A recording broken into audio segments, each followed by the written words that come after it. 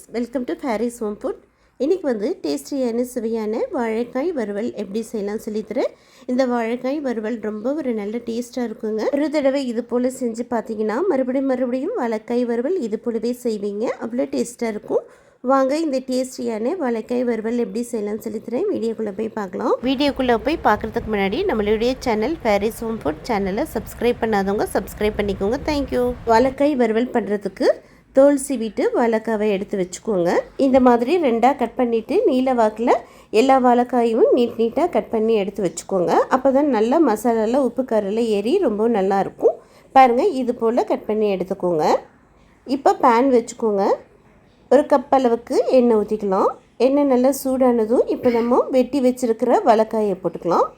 எல்லா வாழைக்காயும் நல்லா பொரித்து எடுத்துகிட்டு தான் நம்ம வந்து அதில் மசாலா போட்டு நம்ம வதக்கி செய்ய போகிறோம். இந்த மாதிரி நம்ம நல்லா கோல்டன் கலரில் பொரித்து எடுத்து நம்ம கிரேவி பண்ணும்போது நல்ல ஒரு டேஸ்ட்டாக இருக்குங்க. நல்லா கோல்டன் கலர் ஆகிற வரைக்கும் அப்படியே இருக்கட்டும். கோல்டன் கலர் ஆனதும் நம்ம பொரித்து எடுத்துக்கலாம். பாருங்கள், இந்த மாதிரி கோல்டன் கலரில் ஆகணும். இப்போ இதை தனியாக எண்ணெயிலேருந்து வடிகட்டி ஒரு பிளேட்டுக்கு எடுத்துடலாம்.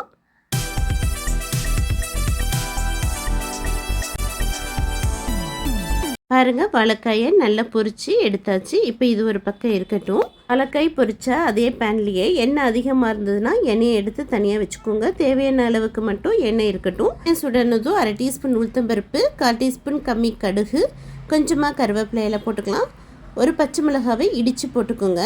10 பூண்டு வந்து தட்டி போட்டுக்கோங்க. வாய்வு ப்ராப்ளம் இல்லாமல் இருக்கும். பூண்டு வந்து வாய்வு ப்ராப்ளம் இல்லாமல் இருக்கும். அதே சமயத்தில் நல்லா கமகமன்னு வாசனையாக இருக்கும்.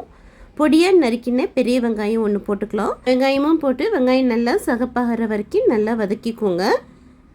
அவ்வளோதாங்க, வெங்காயம் நல்லா வதங்கியாச்சு. இப்போ பழுத்த தக்காளியாக ஒரு தக்காளி போட்டுக்கலாம். சின்ன தக்காளியாக போட்டுக்கோங்க, ரொம்ப தக்காளி வேண்டாம். தக்காளி நல்லா சாஃப்டாகிற வரைக்கும் வதக்கிக்கோங்க. இப்போ 1/4 டீஸ்பூன் மஞ்சள் தூள், 1 டீஸ்பூன் குழம்பு மிளகாய் தூள், 1/2 டீஸ்பூன் வெறும் மிளகாய் தூள், 1/4 டீஸ்பூன் உப்பு போட்டுக்கலாம். எல்லாம் போட்டு மசாலா வாசனை போகிற வரைக்கும் 1 நிமிஷம் நல்லா வதக்கிக்கோங்க. உப்பு காரம் உங்களுக்கு ஏற்ற அளவுக்கு நீங்கள் போட்டுக்கோங்க. இப்போ தேவையான அளவுக்கு கொஞ்சமாக தண்ணி ஊற்றிக்கோங்க. ரொம்பவும் தண்ணி வேண்டாம். ஒரு 5 நிமிஷம் மூடி போட்டு விட்டுருங்க, மசாலா வாசனை போகட்டும். இப்போ 5 நிமிஷம் ஆயிடுச்சு. ஓப்பன் பண்ணி பார்க்கலாம். பாருங்கள், நல்லா மசாலா வாசனைலாம் போய் தண்ணியெலாம் ஓரளவுக்கு வற்றிடுச்சு. இப்போ இந்த ஸ்டேஜில் நம்ம வறுத்து வச்சுருக்கிற வாழைக்காயை போட்டுக்கலாம்.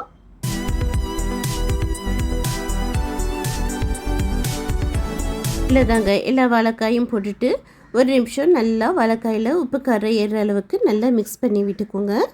அவ்வளோதான், மறுபடியும் மூடி போட்டு விட்டுருங்க. ரொம்பவும் நேரம் வைக்க வேண்டாம். ஒரு 2-3 நிமிஷம் அடுப்பு சிம்மில் வச்சு மூடி போட்டு விட்டுடலாம். இப்போ 2-3 நிமிஷம் ஆயிடுச்சு. இப்போ ஓப்பன் பண்ணி பார்க்கலாம்.